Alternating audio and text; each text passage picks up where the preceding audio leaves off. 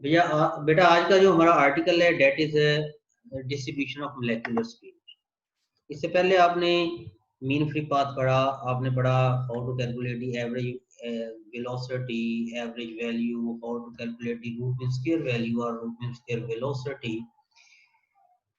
हमने एक statistical distribution बनाई थी गैस मॉलिक्यूल्स की वेलोसिटी की, और अगर आपको याद हो तो कुछ ऐसी स्टैटिस्टिकल डिस्ट्रीब्यूशन थी जैसे हमें यहाँ पे नजर आ रही है। ये जो स्टैटिस्टिकल डिस्ट्रीब्यूशन है ये हमें बता रही है कि कुछ मॉलिक्यूल्स की स्पीड कम है और कुछ मॉलिक्यूल्स की स्पीड ज़्यादा है, फिर स्पीड कम है।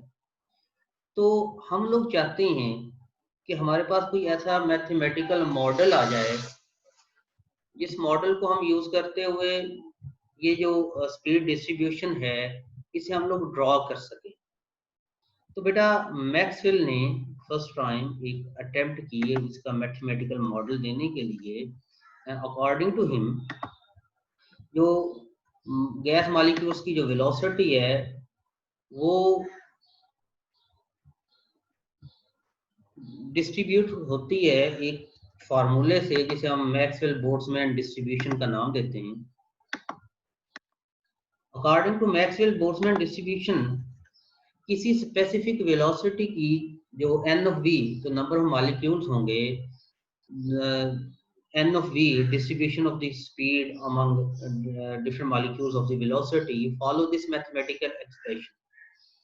You can see कि जो ये जो नंबर है किसी स्पेसिफिक बिन में ये फंक्शन है वेलोसिटी का। जब वेलोसिटी कम ज्यादा होगी किसी स्पेसिफिक बिन की जो है उसमें जो नंबर ऑफ गैस मॉलिक्यूल्स हैं उनकी तादाद भी कम ज्यादा होगी। इसी तरह n of v is given by 4 pi n, total number of gas molecules, m over 2 pi kt, k is the Boltzmann constant, T is the temperature। आप किसी स्पेसिफिक टेम्परेचर पे करना चाह रहे हो बेटा, जब टेम्परेचर बदलेगा तो काइनेटिक एनर्जी बदलेगी, काइनेटिक एनर्जी बदलेगी तो वेलोसिटी बदलेगी, और जब वेलोसिटी बदलेगी तो डेफिनेटली n of v की वैल्यू बदलेगी।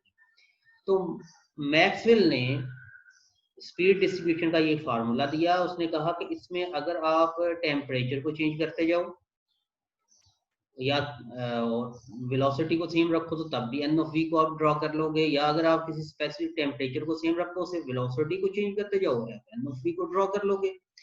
और उस इस फार्मूले को यूज करते हुए जब इसे ड्रॉ किया गया तो हमारे पास कुछ जो डिस्ट्रीब्यूशन आई वो कुछ ऐसी थी। अब आप देखें कि ये इस मैथमेटिकल फार्मूले को यूज करते हुए ड्रॉ किया गया है एट 300 के टेम्परेचर को कांस्टेंट रखते हुए। और ये वाला जो हमारे पास जो पहली फिगर थी ये वो थी कि जो हमने खुद डिस्ट्रीब्यूशन बनाई थी। वी कैन सी डैट कि ये वाला जो मैथमेटिकल फार्मूला है this is in complete agreement with this distribution. So हम गैस मॉलिक्यूल्स के ऊपर मैक्सवेल बोल्ट्जमैन डिस्ट्रीब्यूशन जो है वो लगा सकते हैं, और इसकी वैल्यू हमें जुबानी याद करनी पड़ेगी एन ऑफ वी। बेटा पहले ये समझे कि ये मैथमेटिकल मॉडल होता क्या है। बेटा कोई भी फिनोमिना रूनुमा हो रहा है, फिनोमिना हम उसे ऑब्जर्व कर रहे हैं, कोई भी फिनोमिना, तो कोई भी फिनोमिना जो है हम लोग चाहते हैं कि हम उसका कोई मैथमेटिकल मॉडल बना लें। फर्स्ट किया एक कर्व आई है, एक टेम्परेचर पे एक कर्व आई है, दूसरे पे दूसरी कर्व आई है, तीसरे पे तीसरी कर्व आई है। We just want to form a mathematical model जिस पे अगर हम टेम्परेचर को चेंज करते जाएं तो बिल्कुल वैसी ही डिस्ट्रीब्यूशन में मिलती जाए। तो इसे हम कहते हैं मैथमेटिकल मॉडल। ये हमें मैथमेटिकल मॉडल मिला। ये हमारे पास एक एक्सपेरिमेंटल वैल्यू थी या जो हमने डिस्ट्रीब्यूशन बनाई थी वो थी। और ये जो दूसरी फिगर है जो हमने यहाँ पे देखी, ये वाली फिगर हमें ड्रॉ की। अजान हो रही बेटा, एक सेकंड के लिए। जी बेटा, तो अजान हो रही थी इसलिए हम रुके। तो ये वाली जो फिगर है ये जिसके ऊपर मेरा कर्सर है ये वो मोलेकुलर स्पीड डिस्ट्रीब्यूशन थी जो हमने ड्रॉ की। और ये वो है जो हमने according to Maxwell Boltzmann formula draw की at specific temperature that is 300 K. हम देख सकते हैं both of these figures are, दोनों फिगरों में देखें तो तकरीबन जो मोलेकुलर डिस्ट्रीब्यूशन है स्पीड की कि वो तकरीबन सेम है, इसलिए हम कहेंगे कि मैक्सवेल बोल्ट्जमैन डिस्ट्रीब्यूशन जो है वो इनकम्प्लीट एग्रीमेंट है विद आवर डिस्ट्रीब्यूशन जो हमने इससे पहले पढ़ी थी। अब हमें पता है कि एन ऑफ वी की वैल्यू हमारे पास ये आ गई, 4 pi n m over 2 pi k T 3/2 power उसकी v square exponential minus m b square over 2 k T. बेटा ये हाफ एम बी स्क्वायर इसमें काइनेटिक एनर्जी है और डिवाइडेड बाई है के टी, के बोल्ट्जमैन कांस्टेंट है, और T is the specific temperature. लिखा है एक बच्चे ने कि सर फर्स्ट फिगर में स्पीड ऑफ मॉलिक्यूल है रूम टेम्परेचर है। बेटा 300 K is the room temperature. 300 K में आप 273 माइनस करें तो वो रूम टेम्परेचर ही बनता है। ये 300 K को ही हम रूम टेम्परेचर लेते हैं जब हम केल्विन की बात करते हैं। 300 K is the room temperature. तो बेटा तो ये हमारे पास जो है वो एन ऑफ वी की वैल्यू है। अब हमने एवरेज स्पीड निकालनी है, तो एवरेज स्पीड के लिए हमने फार्मूला लिखा हुआ है। अब हम एवरेज स्पीड के लिए अगर फार्मूला लिखें तो हम एवरेज स्पीड को लिखते हैं, कोई भी एवरेज स्पीड हम लेते हैं,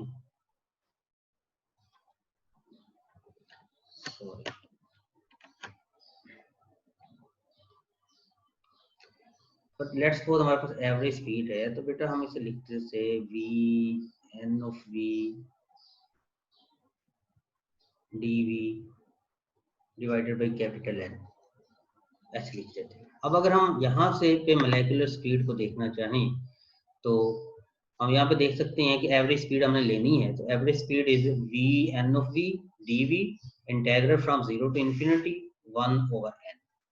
और बेटा एन ऑफ वी की वैल्यू आपके पास है, जो मैक्सवेल बोल्ट्जमैन डिस्ट्रीब्यूशन फंक्शन है वो वाली वैल्यू आप यहाँ पे इंसर्ट करेंगे और आप देख सकते हैं कि इसमें जो कांस्टेंट आएगा, हमने एक स्पेसिफिक टेम्परेचर ले रहे हैं तो टी इसमें कांस्टेंट है, और इसमें जो कांस्टेंट वैल्यूज हैं अगर उन्हें मैं बाहर निकाल लूं तो ये वाला फैक्टर बाहर आ जाएगा, तो अंदर जो फैक्टर बचेगा वो ये वाला बचेगा वी क्यूब, ये वी इस वी से मल्टीप्लाई होगा वी क्यूब, और साथ ही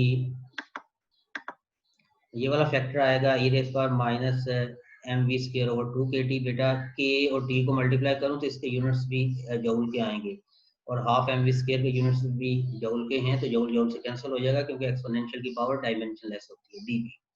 अब बेटा अगर हम इसे सॉल्व करना चाहें तो इसमें आप मुख्तलिफ तरीकों से सॉल्व कर सकते हैं। आप चाहें तो यहाँ पे सब्स्टिट्यूशन कर सकते हैं, उसने यहाँ पे सब्स्टिट्यूशन कर ली है, एम ओवर 2 के टी को अल्फा लिख दिया, ये कांस्टेंट फैक्टर था इसे उसने अल्फा लिख दिया, सिर्फ वी स्क्वायर है। अब ये हमारे पास फैक्टर है, इसे हम सॉल्व कर सकते हैं बाय सब्स्टिट्यूशन। जो इसने सॉल्व किया अगर हम उसी को फॉलो कर लें तो इसे भी सॉल्व कर सकते हैं। आप इसे बाय पार्ट सॉल्व कर सकते हैं, उसमें वी स्क्वायर को टी लिखा, फिर मैं लिख सकता हूँ 2v dv इक्वल्स dt, और v dt की वैल्यू उसने पुट की और इसी तरह लिमिट की वैल्यू भी चेंज हुई। तो उसने बाई पार्ट्स जब इसे सॉल्व किया, इसी की इंटीग्रेशन की, तो एवरेज वैल्यू की जो एवरेज वेलोसिटी है बेटा उसकी वैल्यू आई 8kt ओवर m पाई। तो मुझे पता चला कि average velocity is only the function of t, temperature का फंक्शन है। अगर टेम्परेचर कांस्टेंट है तो एवरेज वेलोसिटी कांस्टेंट होगी फॉर अ स्पेसिफिक गैस, लेकिन जब गैस चेंज होगी तो उसका मास भी चेंज होगा। तो फिर for same mass for same gas average velocity is the function of temperature. At same temperature average velocity is the function of mass, molecular mass of the gas. बेटा इतनी देर आप लगातार आते जा रहे हैं।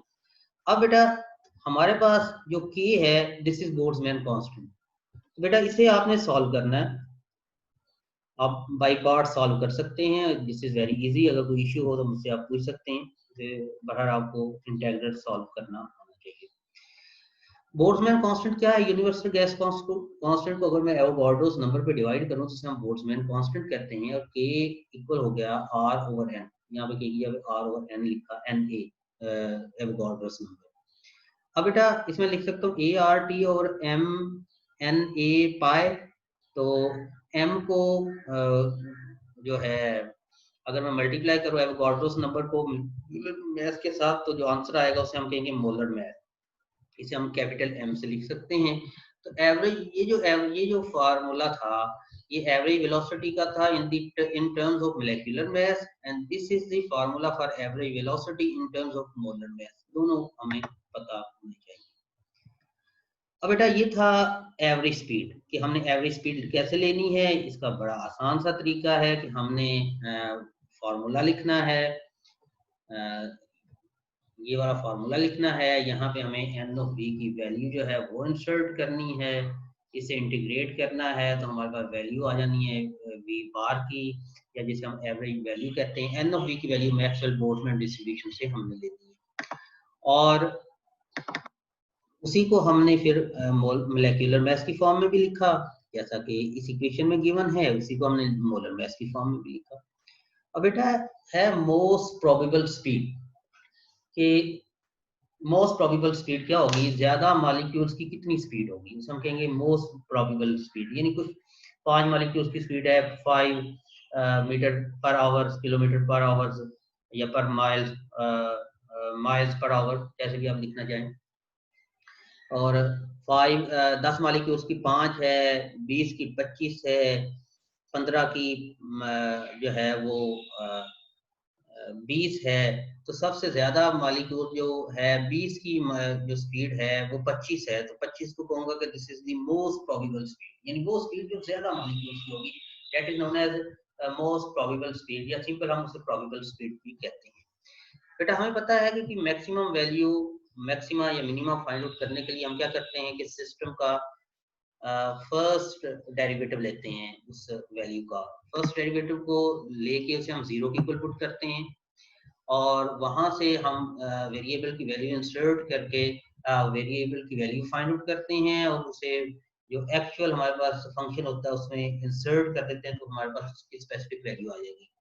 अब हमने मोस्ट प्रोबेबल स्पीड लेनी है, तो एन ऑफ वी का फर्स्ट डेरिवेटिव लूंगा with respect to d v, और इसे जीरो की इक्वल पुट करूंगा। और जब मैं इसे जीरो की इक्वल पुट करूंगा, और इसका डेरिवेटिव लेने के बाद मैं यहाँ से वैल्यू निकालूंगा वी की, और ये जो v की वैल्यू आएगी, this will be the most probable speed. v की वैल्यू या तो जीरो होगी या v की वैल्यू ये होगी। कहता है कि लगातार बच्चे आ रहे हैं, इन्हें ज्वाइन करवाना पड़ता है बेटे, अभी भी वेटिंग रूम में कुछ बच्चे वेट कर रहे हैं। तो कहता है कि सिंस, अब ये जो -2 kT/m अंडर रूट, ये तो पॉसिबल नहीं है ना, स्पीड नेगेटिव में तो नहीं हो सकती, लिहाजा जो मोस्ट प्रोबेबल स्पीड होगी वो 2 kT/m/स्मॉल m अंडर रूट। आप चाहें जिसे मोलर मास की फॉर्म में भी लिख सकते हैं, k को r/n ने लिख के, तो probable speed will be 2 RT/M under root. This is the probable speed. बेटा हमने यहाँ पे निकाला, मैं दोबारा से समराइज करता हूँ।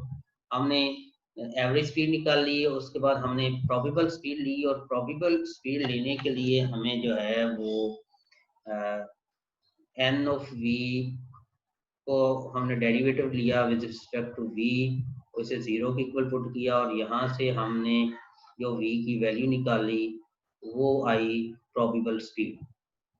तो इसके बाद अगर हम लोग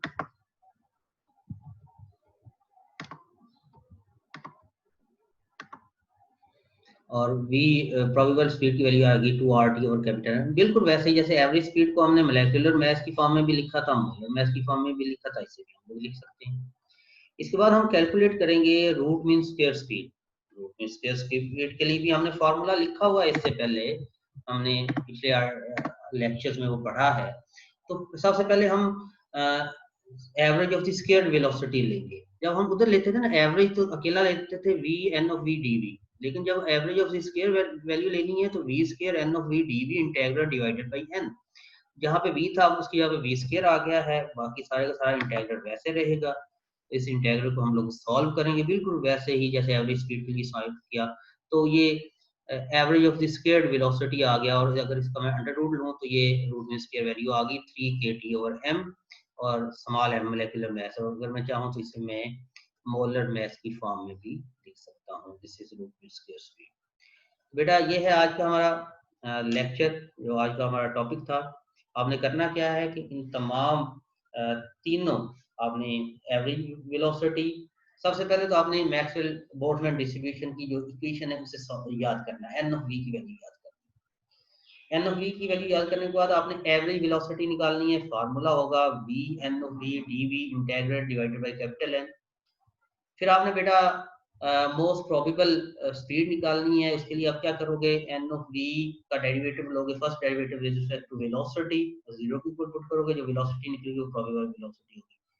फिर आपने रूट में स्क्वायर वैल्यू लेनी है, तो सबसे पहले आपने average of the square velocities लेना है, V square N of we D we integral divided by N, और फिर उसका आपने स्क्वायर रूट ले लेना है, रूट में स्क्वायर वैल्यू आ जाएगी। तो बेटा ये इसे आपने सॉल्व करना है, ये असाइनमेंट है कल में, मुझे आप असाइनमेंट जो है करके इस टाइम पे आप लोग ये असाइनमेंट जो है वो अपलोड करोगे और मैं इसे चेक करूंगा।